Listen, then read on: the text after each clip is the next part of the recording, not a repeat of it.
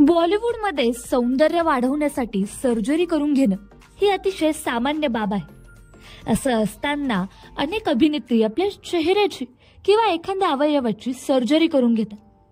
असंच एका अभिनेत्रीने नाकाची सर्जरी केली जी पूर्णपणे बिघडली आणि त्या अभिनेत्रीला पार बॉलिवूड सोडण्याची वेळ आली।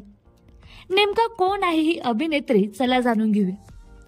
तर ही अभिनेत्री आहे प्रियंका चोपडा। प्रियंका चोपडाच्या करिअरचा तो काळ अतिशय खराब सुरू होता जेव्हा तिची नाकाची सर्जरी झाली होती, कारण त्यावेळी तिला अनेक बॉलिवूड फिल्म मेकर्सने सिनेमातून काढून टाकलं होतं। पण तेव्हा गदर 2 फेम अनिल शर्माने प्रियंका चोपडाला फक्त the hero love story of A spy हा सिनेमाच दिला नाही, तर तिला बरेलीला जाण्यापासून रोखलं देखील। नाकाच्या शस्त्रक्रियेमुळे अनेक चित्रपटांमधून काढून टाकल्यानंतर प्रियंका चोपडा बरेलीतील तिच्या घरी परतत होती।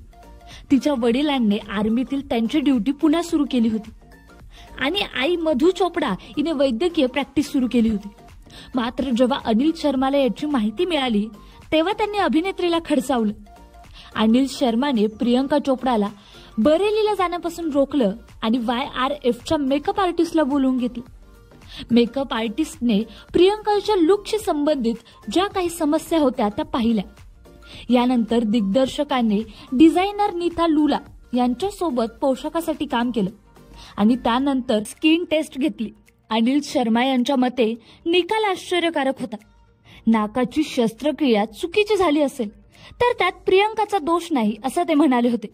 प्रियंका चोपडाने द हिरो मधून बॉलिवूडमध्ये पदार्पण केलं, यात सनी देओल आणि प्रीती झंटा देखील होत्या।